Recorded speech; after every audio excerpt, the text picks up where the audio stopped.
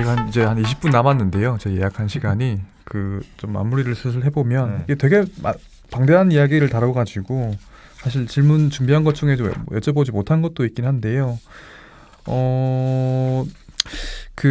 되게 장기적인 비전을 가지고 ICU 하시고 지금 이렇게 뚜벅뚜벅 가시고 계신데 지금 계획하시는 모든 일이 다 이루어져 가지고 잘 진행된다고 가정했을 때 한 10년 뒤에 이제 메디블락의 모습이나 메디블락의 서비스를 통해서 사람들이 이렇게 사용할 수 있을 것 같다.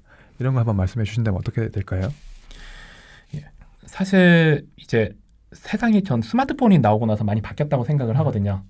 내가 어딜 가든 이제 뭐 종이나 뭐 또 아니면 어디 컴퓨터 찾아서 정보를 찾거나 그럴 필요 없이 그냥 스마트폰으로 그 즉시 모든 게 해결이 되는 시대에 온 것 같아요. 근데 의료 관련 문제는 아직은 그러지 못한 측면이 많다고 생각을 하는데 5년이나 10년 후 같은 경우에는 의료 관련된 모든 서비스도 당연히 스마트폰을 기반으로 다 이루어질 거라고 저는 생각을 하고요. 그리고 저희 회사가 그리는 모습도 거기에 큰 또는 작은 일조를 하는 게 저희가 지금 그리고 있는 모습입니다. 그래서 10년 후에는 내가 어디를 뭐 예를 들어 여행을 가든지 아니면 내가 어느 순간 뭔가 의료 관련 서비스가 필요할 때 그냥 내 스마트폰이든 아니면 다른 기기가 될 수도 있을 것 같은데 뭐 안경이나 이런 데 구글 글라스 같은 것이든 구글 글라스 같은 게 될 수도 있고 그것까지는 잘 모르겠지만 그런 거를 통해서 언제 어디서든 원하는 서비스를 받을 수 있는 헬스케어 관련해서도 그런 세상이 그려지지 않을까 생각을 하고 있고 그리고 연구하는 방식도 제가 어렸을 때 또는 대학교 다닐 때 아마 대표님은 더 잘 아실 거라 생각했는데 의료가 이렇게 오다가 어느 순간 이제 에비던스 베이스드 메디슨으로 좀 넘어갔고 지금은 요즘 이제 리얼월드 에비던스 이런 얘기를 많이 하고 있잖아요. 그래서 연구 방식도 뭔가 통제된 환경에서 연구하던 거를 이제 실제 세계에서 수집된 데이터를 이용을 해가지고 연구도 하고 그리고 환자들의 역할이나 힘이 더 커지고 있죠. 그것 때문에 그 연구 방식도 많이 바꿀 거라 생각을 하는데 거기도 함께 일조를 저희가 하고 싶고 그리고 그렇게 이제 연구자 모습이나 이런 것도 다 바뀌지 않을까 생각을 합니다. 지금 메디블락이랑 메디블락이 되게 큰 그림을 그리고 있는 거잖아요. 그러니까 전 세계적으로 봤을 때 메디블락과 비슷한 그림을 그리는 곳이 있나요? 저희랑은 좀 다른 방식으로 다들 그림을 그리고 있다고 생각을 하긴 하는데 뭐 구글이나 애플S, 뭐 삼성에서 사실 이런 것도 다 비슷한 그림이라 생각을 합니다. 크게 보면 그렇죠, 사실은. 그리고 여기 계신 뭐 에이메드 대표님이나 다들 비슷한 그림을 사실 그리고 있는 거고, 근데 접근 방식이 다 조금씩 다른 것 같고요. 그리고 다만 또 뭐 너무나 잘 아시겠지만 여긴 너무나 방대한 필드라 같이 힘을 합쳐서 사실 이 문제를 풀어가는 게 좀 중요하다고 생각을 하고 있고, 최근에 사실 또 리얼월드 데이터 관련해 가지고 플랫아이언이라는 미국의 EHR 회사가 로슈라는 제약회사 인수된 일이 있었죠. 거기도 사실 저희랑 어떻게 보면 비슷한 맥락이 또 있다 생각을 하고. 그러니까 저는 뭐 이렇게 생각해요. 예전에 인터넷이 처음 나왔을 때 그때 뭐 야후도 나오고 구글도 나오고 라이코스 나오고 다양하게 인터넷 익스플로러가 이제 나왔잖아요. 또 그런 뭐 그런 식인 것 같아요. 그래서 다양하게 이런 어떻게 보면 이제 지향하시는 바가 어떤 폐쇄적인 어떤 그런 체인이 아니고 어떻게 보면 이 플랫폼이잖아요. 플랫폼이고 거기에 이제 많은 이제 어떻게 보면은 협력 그 회사들이 붙어야지만 성공할 수 있는. 근데 그게 뭐가 더 좋냐는 거죠. 그게 더 뭐가 더 좋냐. 그래서 결국은 뭐 제가 봤을 때는 몇몇 이 헬스케어 쪽도 몇몇 거대 회사와 성공한 스타트업 몇몇 스타트업에 의해서 좀 결정이 되지 않을까 좀 생각이 들고. 뭐 메디블록이 그 중에 하나가 됐으면 좋겠다 이런 바람을 개인적으로는 가지고 있습니다. 뭐 한국에서도 그런 플랫폼이 하나 좀 나와주면 좋겠다라는 생각을 가지고 있기 때문에. 그렇게 얘기해 주셔서 너무 감사합니다. 그런 의미에서 메디블록이 이건 우리가 정말 잘할 수 있다. 남들이 못하는 것 중에 이건 우리가 최고다. 그런 경쟁력 같은 게 어떤 게 있을까요? 이게 이제 사실 의료라는 분야 자체가 굉장히 진입 장벽이 좀 있는 분야인 것 같습니다. 특히 뭐 이제 IT 하는 분들 입장에서는 뭔가 왜 이쪽은 굉장히 시스템이 노후화된 것 같지? 그리고 병원에서 쓰는 시스템도 그렇고 환자들이 쓰는 어플리케이션 이런 것도 그렇고, 근데 막상 또 들어와 보면 풀어야 될 문제가 이해관계자들 사이 풀어야 될 문제가 너무 많습니다. 너무 복잡하죠. 그리고 병원에 있는 분들이나 이런 분들이 또 많이 적극적이지 않은 분들 뭐 이런 분들도 많고 약간 그래서 사실 좀 진입을 했다가 많이들 돌아가시는 것 같아요. 예. 근데 저희 같은 경우에는 이제 뭐 저나 고 대표 같은 경우에는 뭐 저는 의사 출신이고 그 친구는 이제 치과 의사 출신이고 그러면서 IT 백그라운드도 또 같이 가지고 있다 보니까 개발자들하고 그리고 의료인들 다 눈높이를 맞출 수 있는 이런 특성이 있습니다. 저는 이게 사실은 무엇보다도 다른 가장 큰 장점 중에 하나라고 생각을 하거든요. 네.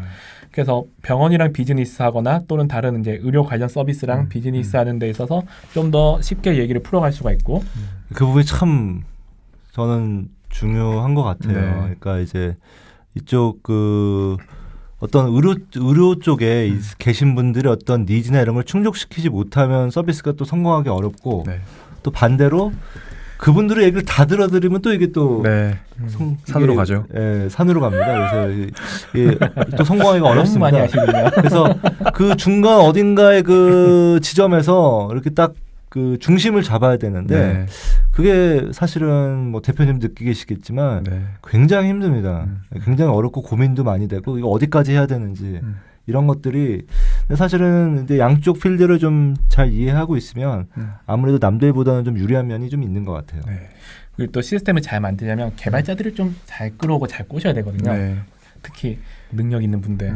근데 뭐 저도 어릴 때부터 프로그래밍 하고 그리고 제 주변에 있는 친구들도 같이 프로그래밍 하고 고 대표도 뭐 카이스트 전산과 콜롬비아 석사 이렇게 했으니까 주변에 또 그런 훌륭한 개발자들이 많아요. 그래서 뭐 저 어릴 때 같이 프로그래밍 하고 같이 서울 갖고 갔던 친구 뭐 저희 회사에 같이 일하기도 하고요. 뭐 그런 식으로 개발자를 또 설득하고 네. 끌어들일 수 있는 게 가능하다는 거 네. 사실 그게 또 다른 강점 중에 하나고 저희는 좀 생각을 하고 네. 있습니다. 그래서 저는 이제 이런 시스템의 가능성을 좀 높게 보는 게 사실 그동안에 이제 많은 그 디지털 헬스케어 앱들이 나왔잖아요.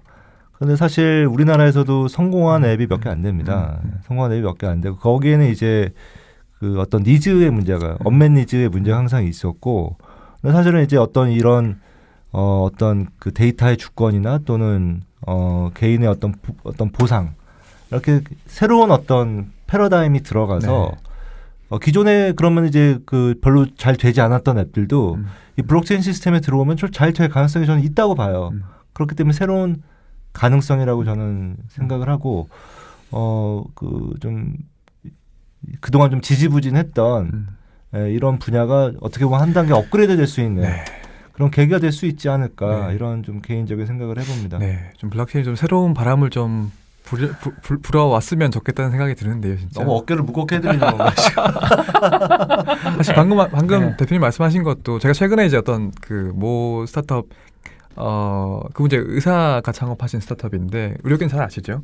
근데 CTO를 못 구하고 있다고 저보고 CTO 구해달라고 하시는 분이 계셨는데 사실 보면 흔히 뭐 구글도 그러지만 A급 플레이는 A급 플레이 데리고 오는데 뭐 B는 C 데리고 C는 D 데리고 그러잖아요. 그래서 특히 개발자 같은 경우에도 이게 개발을 해야만 개발자를 또 알아볼 수 있고 개발자가 뭘 원하는지 어떤 일하는 환경이든 뭐 동기부여든 다 그걸 다 해줄 수 있을 텐데 그런 부분들이 두 분 공동 대표님이 이제 의료계도 전문가시고 개발도 잘하시니까 되게 굉장히 큰 장점이 있는 것 같다는 생각이 듭니다. 그래서 만약에 이 방송을 보시는 그 고등학생분들이나 대학생분들 중에 좀 이렇게 양쪽으로 어떤 그 하이브리드 능력을 갖고 계신 분들은 다 이 분야로 들어와야 돼요. 네. 본인의 능력을 가장 잘 발휘할 수 있는 분야가 저는 이 분야라고 디지털 헬스케어 분야라고 생각을 하고 동의합니다. 오십시오. 네. 좀 그런 분들이 한쪽에만 있으면 너무 네. 좀 저는 아까운 것 같아요. 네. 그래서 그런 분들이 좀 들어오시면 좋겠습니다. 네, 그게 저희 지금 녹화하는 목적이기도 합니다. 이 판을 키워야 되기 때문에 어쨌든 간에 이게 더 많은 인재들이 들어오고 더 많은 돈이 들어오고 해야지만 다 같이 커지는 거니까요. 아무튼 그러고 이제 또 질문 중에 하나가 이제 사실 한국에도 이제 블록체인 최근에 좀 이제 뭐 그 암호화폐 가격이 떨어져가지고 좀 잠잠해지긴 했지만 앞으로 가야 할 길이 멀고 또 되게 해결해야 될 부분도 많이 있을 것 같은데 그게 인재이든 뭐 규제이든 뭐 사람들의 인식이든 그런 부분들 좀 더 바뀌거나 개선이 필요하다고 보시는 게 어떤 게 있으실까요? 암호화폐에 대해서요. 네, 암호화폐에 대해서 블록체인 뭐 헬스케어를 말씀해 주셔도 되고요, 사실은. 제가 최근에 되게 놀랐던 게 페이스북에 페이스북 광고할 때 블록체인이라고 이름이 들어가면 광고가 안 된다고 하더라고요. 그래서 맞습니다. 네.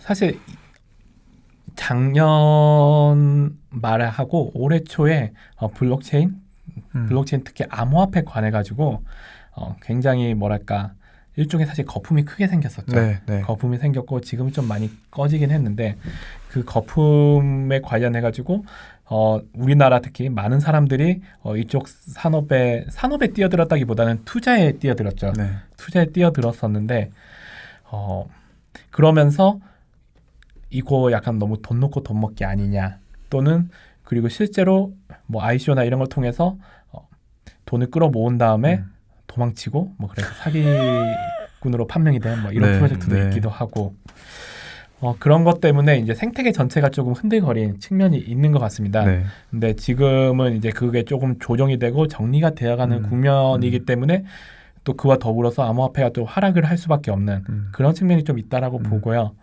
그게 어떻게 보면 옛날에 처음 인터넷이 생기고 주식시장에도 큰 비슷한 흐름이 크게 있었었죠. 그런 것처럼 이것도 이제 시간이 흐르면 좀 정리가 될 거라고 생각을 하고 저희 개인적으로 저희 프로젝트가 이제 나중에도 얘네는 뭔가 좀 건실한 프로젝트였구나 이렇게 되기 위해서 사실 좀 노력하고 있는 측면도 하나 있고 그리고 그렇게 시간이 지나고 나면 이제 옛날처럼 뭔가 일확천금을 벌기 위해서 블록체인 하겠다 뭐 이러는 사람보다는 이게 내가 진짜 필요해서 우리 프로젝트에 진짜 필요해서 블록체인을 하는 애들이 많이 나타날 거라 생각을 합니다. 네. 예, 그렇게 어떻게 보면 좀 자연스럽게 자정작용이 일어나고 시장이 좀 바뀌지 않을까 생각을 합니다. 규제 같은 건 풀려야 될 게 없을까요?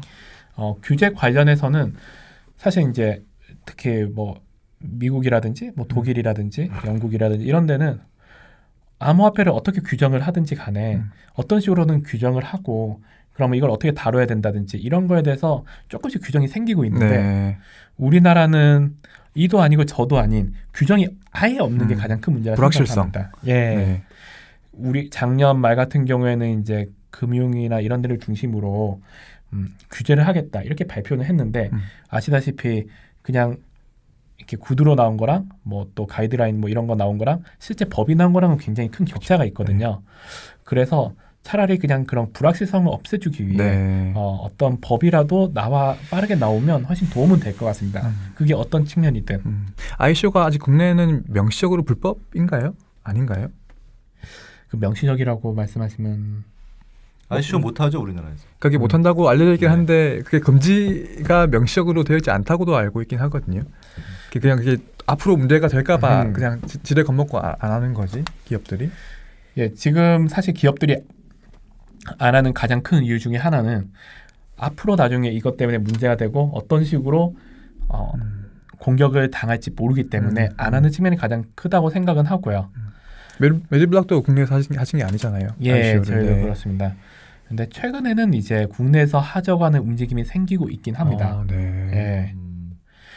오히려 이제 국내에서 먼저 선례를 만들고 그리고 그거를 통해서 이제 조금 전면에서 싸우겠다는 건지 아니면 이제 실제 법리를 따져 보자는 거죠. 네. 예. 여기서 언급을 뭐 굳이 하진 않겠지만 최근에 얼마 전에 나왔었거든요. 예. 어느 분야인가요? 광고 분야입니다. 네. 네. 국내에서 ICO를 하겠다는 분들이 예, 아이콘이라고 하는 플랫폼 기반으로 했었습니다. 네. 제주도 쪽에다가. 네. 또 재밌는 일이 또 벌어질 수도 있겠네요, 그게. 예. 네. 그래서 뭐 당장은 뭐 우리가 이제 피부로 좀 느끼기는 힘들지만 이런 것들이 이제 뭐 어떤 분야든 의료 분야뿐만이 아니더라도 이게 어떤 분야에서 실제 나와서 이제 실제 거래가 되고 실제 쓰이고 이런 사례들이 이제 나오기 시작하면서 사람들이 점점 이제 피부로 느끼게 되지 않을까 이렇게 생각을 합니다. 그래서 지금 이제 질문이 한 2개 남았는데요. 그 중에 하나가 이제 뭐냐면 현재 필요하신 거, 이제 뭐 인재를 구한다, 아니면 이제 뭐 메디블럭 플랫폼에 올라올 뭐 앱 만들어줄 개발자가 필요하다, 뭐 병원이 더 많이 들어오면 좋겠다, 뭐 하시든지 그런 게 어떤 게 있어요? 그 말씀하신 게 다 필요한데 제가 답을 다 말해버렸는데. 네. 저희 플랫폼하고 이제 연결될 수 있는 병원이 당연히 많아지면 네. 무조건 다다익선이고, 예, 그래서 많은 병원들하고 함께 했으면 좋겠고, 네. 그리고 또 이제 많은 서드 파티 어플리케이션 예, 함께 했으면 좋겠고, 그리고 근데 사실 그거를 위해서 사람이 가장 많이 필요합니다. 네. 예, 여러 사람들이 필요한데, 지금도 거의 뭐 모든 분야의 사람을 다 쓰셔가지고 예. 개발자, 의료인, BD, 디자이너, 마케터 다 쓰셨는데 뭐 많은 분들이 또 질문하는 것 중에 하나가 블록체인 개발자야 되냐? 근데 그런 건 아니고 자신이 이제 꿈이 있고 잘할 수 있다라 생각하는 개발자면 네. 사실 충분하고요. 저희 회사의 블록체인을 처음부터 알고 온 분보다는 와서 같이 블록체인을 공부하고 그리고 뭐 다른 블록체인 프로젝트 리뷰하고 소스 코드 리뷰하고 지금 만들고 있는 이런 게 가장 크거든요. 네. 그래서 그런 개발자, 훌륭한 개발자 있으면 될 것 같고 네. 그리고 의료인도 사실 좀 필요합니다. 여기 대표님도 의료인이시지만 그 디지털 헬스케어를 좀 이해하고 그리고 거기에 대해 분야에 열정을 가진 그런 의료인이 또 저희랑 함께 해주면 사실 생각보다 병원이래 회사에서 의사들이 할 수 있는 일이 많잖아요. 네. 예, 그런 역할이 저희한테 전공은 상관없고요.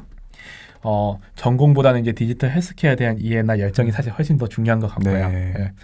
뭐 저도 영상의학과 의사인데 영상의학과 관련된 일은 좀 아니긴 하잖아요. 네. 그리고 비즈니스 관련해 가지고도 실제로 이제 새로운 영역에서 좀 활동을 해보고 싶은 이제 비즈니스를 해보고 싶은 분들 또는 뭐 이 모든 거를 좀 멋지게 만들어줄 디자이너나 그리고 이런 거를 브랜딩을 잘 하고 또 사람들에게 널리 알려줄 마케터라든지 그냥 다 필요하네요. 네, 다 필요한. 지금도 지금 상태입니다. 많이 있지 않으세요? 지금 사실 많이 있기도 한데 네. 예, 더 필요한 것 같습니다. 지금 그러니까 지금 뽑고 계신 건가요? 계속 뽑고 있습니다. 네. 많이 보시는 분들은 많이 지원하시면 될 것 같습니다. 네. 대표님 마지막 질문을 제가 할까요? 네, 마지막 질문. 이게 이제 네. 약간 공식적인 질문으로 계속 해보려고 하는데요. 그거 이제 계속 여쭤보려고요. 그 질문을요. 하십시오, 대표님. 네. 어떻게 보면 이제 메디블록 창업하셔가지고 이 길을 가지고 계신데 나중에 좀 어떤 좀 족적을 좀 남기고 싶으신지, 그러니까 어떻게 좀 이름을 남기고 싶으신지. 네. 궁극적인 꿈이 뭔지. 그러니까 대표님의 어떤 꿈 이런 것들 좀 말씀해 주세요. 저도 이제 저 자신에 대해서 어릴 때부터 계속 생각하고 지금도 계속 생각은 하고 있는데 내가 결국 뭐를 하고 싶냐 약간 이런 문제랑도 또 연결이 되는 것 같아요. 네. 근데 제 고등학교 때도 제일 친해준 얘기가 있거든요. 너는 좀 되게 오독 같고 뭐 만드는 거 그냥 좋아하는 것 같다. 근데 왜 의대 가냐? 그랬었는데 그 친구는. 근데 지금도 보면 제가 뭔가 계속 만드는 걸 좋아하고 그리고 이거를 많은 사람들이 행복해하면서 쓰는 걸 되게 즐기는 것 같아요. 그래서 저희도 이제 우리 회사가 만드는 것도 그렇고 제 꿈도 그런데 우리가 지금 세상에 없는 뭔가 새로운 걸 만들고 그거를 사람들이 행복해하면서 쓰면서 이게 좀 세상에 의미 있는 프로덕트가 되는 게 저의 개인적인 꿈이기도 하고 우리 회사의 꿈이기도 합니다. 네.